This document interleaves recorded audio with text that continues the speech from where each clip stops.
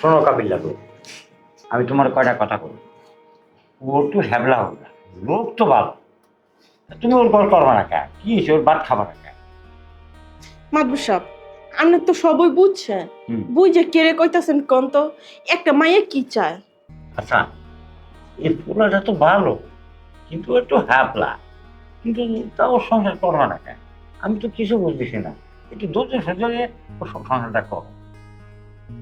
দেখেন মাদবর সাহেব, ধৈর্য বলেন যাই বলেন, মনে করেন তেল সাবান সে আমার কম দিত, খাওয়া ফিন্দা কম দিত, তাহলে মনে করেন আমি থাকতে পারতাম।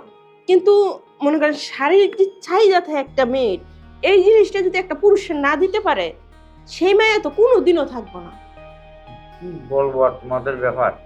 আমি মাতবারে এইরাম বিষয় আমি কোনোদিন করিনি। এখন তোমার আমি চাইছি 3 ঘন্টার জন্য, ও দিয়ে দিছে। এখন তুমি আমার কাছে উম, কি কব, আর আমি কিছু বলতে পারতেছি না। এই যে দেখেন, আপনি কইছেন যে 3 ঘন্টার লাগে আপনি আমারে চাইছেন। হ্যাঁ, ও কতটা বোকা হইলে 3 ঘন্টার লাগে আপনার কাছে আমারে দিয়ে দিচ্ছে।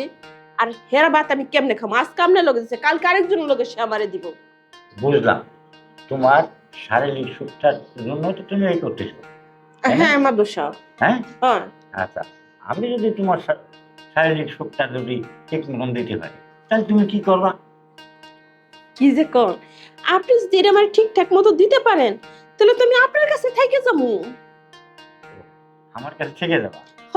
তা ওর কাছে আর যাবা না? না না, ওর কাছে কে লেগে যাবো আমি? তাহলে রেডি হও, আমি দেখি পারি কিনা, তুমি একটু টেস্ট করে দেখো।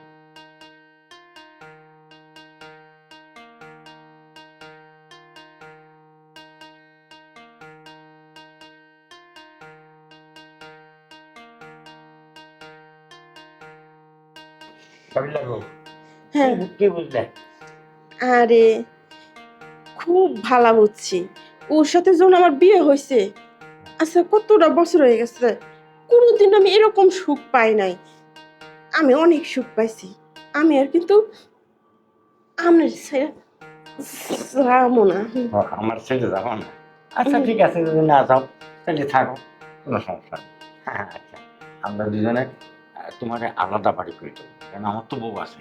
হ্যাঁ, এই বউ তো যদি জানতে পারে তাই সমস্যা হবে। তাহলে তোমার এখন নিয়ে বাসা ভাড়া রাখি, আমি দূরে কোথাও তোমার বাড়ি করে দেবো, ওইখানে মাটি। আপনি জেনে খুশি আমার এনে রাখেন, কিন্তু আজকে আমার যে শান্তিটা আপনি দিচ্ছেন, এই শান্তিটা দিলেই আমার আর কিছু লাগবে না। আচ্ছা ঠিক আছে, তুমি কোনো চিন্তা করে না। হ্যাঁ, আমিও খুব শান্তি পাইছি। আমার বউ বাবার বাড়ি গেছে কদিন ধরে, আসে না। আর তোমার ভাই আমার যে কি মজা লাগছে, আর কি কব তোমার আমি। আমি আচ্ছা সব তো বুঝলাম, আমি তোমার ঘর বাড়ি করে দিলাম আমার কাছে থাকলে, কিন্তু ওই ব্যাগ কলটারে তো অনেক বসায় রেখেছি, বলি যে কি কব, কি বুঝতে? আব্দুল সাহেব, হ্যাঁ, একটা বুদ্ধি আছে। কি বুদ্ধি? আপনি গিয়ে কি কইবেন জানেন? হ্যাঁ। যে এই যে তোর বউ, তুই লইয়া যা। হুম। তখন আমি কমু যে আমি যাবো না। হ্যাঁ, ঠিক ঠিকই আছে? কইছো, তোমার মাথায় বুদ্ধি আছে। আচ্ছা, তাহলে যাও, দিয়ে আমি তাই ওদের আমি বিদায় দিয়ে আসি। চলো চলো। চলো।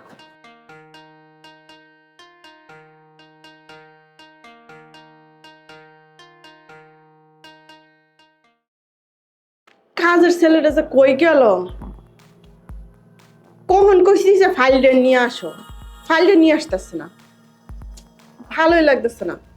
রাসেল, এই রাসেল, এই যে ম্যাডাম, পাইছি, ফাইল পাইছি। এই যে, এটা না? কত, হ্যাঁ এডই, এতক্ষণ লাগে একটা ফাইল আনতে? হ্যাঁ, খুলতেছি ম্যাডাম, কত কাগজ তলে রয়েছে, খুঁজে বার করে নিয়ে আসি।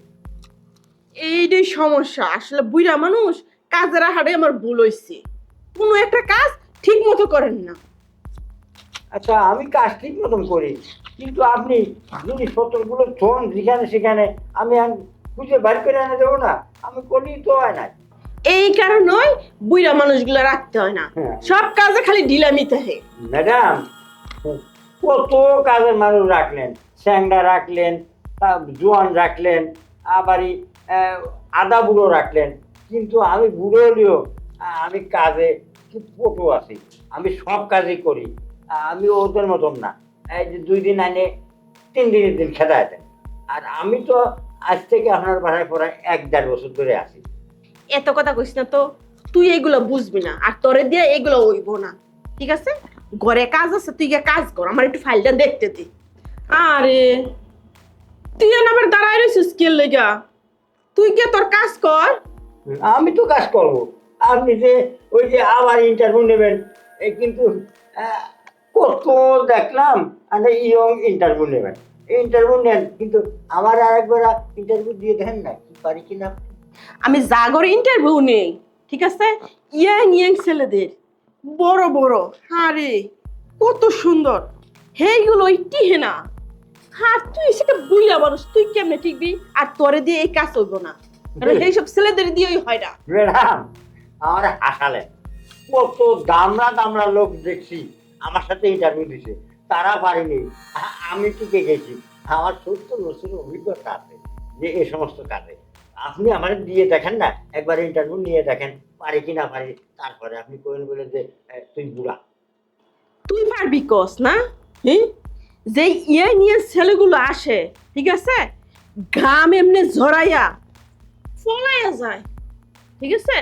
মনে করে যে স্বাস্থ্য বাস্থ্য ভালো, মুলটা তাজা, এইগুলো ঘাম জড়াইয়া পলায় সবগুলো।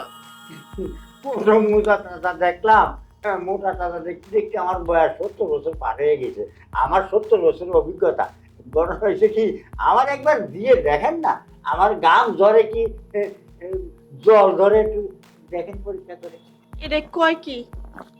হে, সব লোকই পারে না, আর 70 বছর বয়সে গিয়ে বলে পারবো? এটা কোনো কথা? টরিং টরিং। এই যে ইন্টারভিউ দেওয়ার লেগে লোক আইসা বসছে, তুই তোর কাজে যা তো। টরিং টরিং। আমি যাচ্ছি আমার কাজে, আমি দেখ পানি দেখ কিরাম লোক কিরাম আরে ইন্টারভিউ দেয়। যা তো। টরিং টরিং।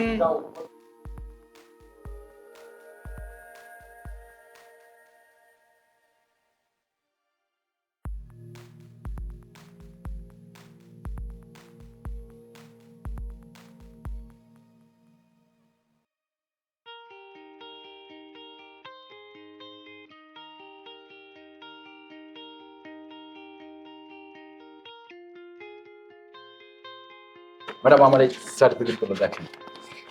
আরে এটি রাখো তো, সার্টিফিকেট রাখো। আমার কাজটা কি এটা তো তুমি জানো, সমস্যা নেই, বসো। আচ্ছা আচ্ছা, বলুন কি করতে হবে? আমি তো যখন কি করব সেটা তো অবশ্যই বুঝতে পারছো। হ্যাঁ, যদি কাজটা তুমি ভালোভাবে করতে পারো, তাইলে মনে করো বেতন যা চাইবা আমি তাই দিব। আসলে ম্যাডাম মানে আপনি কোথায় ইন্টারভিউটা নিতে চাচ্ছেন বলুন আমাকে। আরে এত তাড়াহুড়া করতেছে কে? ইন্টারভিউ তো আমি নিব, কিন্তু তোমার মতো এরকম বডি বেড়া ইয়াং ছেলে আর একটাও আসে নাই। এই যে তুমি মনে হয় টিকবা, কারণ তুমি যে ইয়াং আছো। এই যে তুমি খাও কি, কাজু বাদাম না কি খাও? আচ্ছা, ঠিক আছে, আমরা ওই প্রসঙ্গে না যাই। আসলে আমাকে ইন্টারভিউটা কোথায় দিতে হবে, কখন কিভাবে আমাকে বলুন। আরে ইন্টারভিউ তো হবে আমার রুমে, কিন্তু তোমার দেখা আমার মনে হইতেছে তুমি পারবা। এই তো আমার কতগুলো যে ইন্টারভিউ নিছি, একটাও টিকলো না, হ্যাঁ, মনে হইতেছে তুমি টিকবা। আমিও সেই কনফিডেন্স নিয়ে এসেছি যে আমার চাকরিটা হবে, আমি টিকবো। তাহলে দেখি, চলো যাই ইন্টারভিউটা দেই, যদি টিকো তাহলে তো তোমার কপালটা লাইগাই গেছে। তাহলে চলো আসো।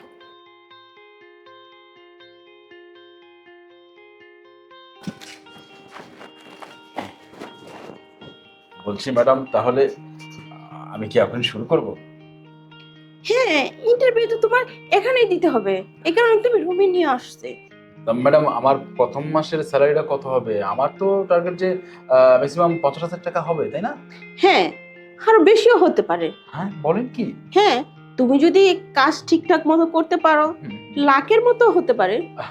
ম্যাডাম আপনি বলেই দেখেন না, আমি তো মনে করে এমন ভাবে কাজ করব যে 100% ঠিকঠাক হবে, আর তখন আপনি আমাকে স্যালারি বাড়িয়ে দিতে বাধ্য হবেন। না, তোমারে দেখার পরে, তোমার কথা শোনার পরে আমারও মনে হইতাছে যে তুমি কাজটা ঠিকঠাক মতো করতে পারবা। অবশ্যই অবশ্যই। তাহলে লেট করে কি লাভ আছে, কাজটা শুরু করো। ও হ্যাঁ, শিওর শিওর, তাহলে তো আমাকে কাজটা শুরুই করতে হয়। তবে ম্যাডাম আমি আমার দিক থেকে শুরু করছি। যদি সমস্যা হয় আপনি আমাকে জানাবেন। হ্যাঁ, আমি আবার মানে ওভার টাইমটা খুব কম করতে পছন্দ করি। ডিউটিটা ঠিকঠাক মতো করলে সম্মান থাকে, বুঝতে পেরেছেন? আপনি কিন্তু আবার একটু ধৈর্য ধরে থাকবেন, দেখবেন আমি কেমন করি। একদম খিচ সে বলুন। আরে আগে মাঠে নামো, খেলাটা যদি ঠিক মতো খেলতে পারো মাঠে নাইমা, তখন আর তোমার কিছু বলতে হইব না, লালে লাল হয়ে যাবা। একেবারে গোলকিপার হয়ে দেখবেন যে বল কোথায় চলে গেছে।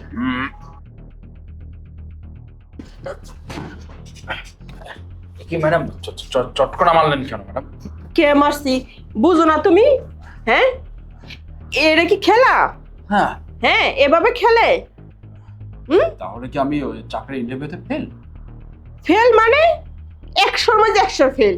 যেই ভাই ডায়লগটা মারছিল, মনে হয় তো তোমার খাটি আর একটা কিনুন লাগতো। হ্যাঁ, বেরো। চলে যাবো? তাহলে কি করবা? আমি তোমার দেখে দেখে আমি চুপ করে মৌ খাবো? হ্যাঁ, ঠিক আছে, বললাম যে আরেকবার ট্রাই করবো। ওই না, ওকে ওকে ওকে ম্যাডাম, ওকে, ঠিক আছে। বলছি আমার কথা বের হয় আমার বাসা থেকে। ঠিক আছে, বের করছি। ঠিক আছে, যাচ্ছি তো ম্যাডাম। কি লোকান মাথা আমার একদম নষ্ট। গেল গেল 51, 52, 53, 550 এই 59 গেল। এই যে আমার কথা তো মানে শুনলেন না ম্যাডাম। আমার যদি বসি না কর তাও আমি বসবো এখানে। আজকে আমার ইন্টারভিউ দেবে। আমি কি তোর ডাকছিলাম কেন আমার লেগা? হাতি ঘোড়া গেল তল, আর চিৎকার বলে হাঁটু জল। তাই এবারে হাঁটু জল আমার একটু দেখান। এই যে দেখ, এমনিতে আমার মেজাজটা গরম আছে, আবার তুই ইয়ার ফেসাল শুরু করছস। আমার মাথা মোতা ঠিক নাই, দেখ আমি কি করতে কি করে লাই। আমি তো আপনাকে বললাম যে আমারে একটু ইন্টারভিউর সুযোগ দেন, দেখেন আমারটা কিরাম, তারপর আপনি যা করতে করেন। আমার নাতি মেরে বেরিয়ে দেন, আর শুয়ে বেরিয়ে দেন, আর ঘুমায় বেরিয়ে দেন, যা কি করেন। আমার ইন্টারভিউ পরীক্ষার দরকার নেই, আমি ইন্টারভিউ দিয়ে দিচ্ছি।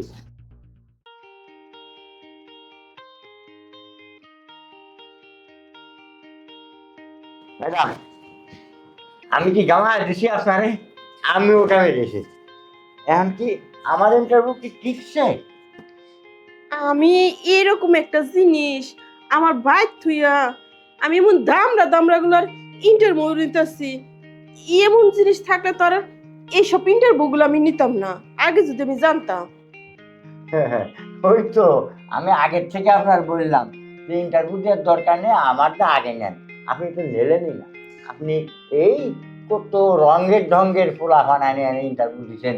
এই যে চুল লম্বা লম্বা, হ্যাঁ বাড়ি কত সেরা দেখছি, একবার ধ্যান দিতে দিতে আইছে। নাতি মারে সব বাড়িয়ে দিচ্ছেন, কিন্তু আমার তো নাতি মারলেন না। আরে বুইড়া হইলে কি হইব, ইয়াং ছেলে থেকে সেই মজাটা পাইছি।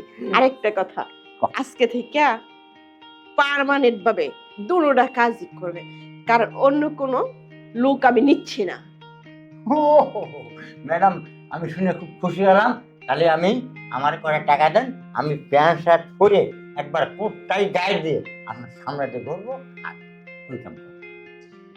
গিয়া দেখি আমার ড্রয়িং রুমে ড্রয়ারে টাকা আছে, তা ওইখান থেকে যা লাগে তুই নিয়ে যা। আচ্ছা আচ্ছা, তাহলে আমি যাই, আপনি থাকেন। আমি একটু প্রেস হয়ে প্যান্ট শার্ট কিনতে যাবো। হ্যাঁ, বেশি তো যাও না, এই মগবাজার মোড়ে যাবানি। যাই হোক, বুড়া হইলে কি হইব, জিনিসটা একের একদম জোয়ান ছেড়া থেকে মজা এখান পাইছি। যাই এলা একটু রেস্ট নেই।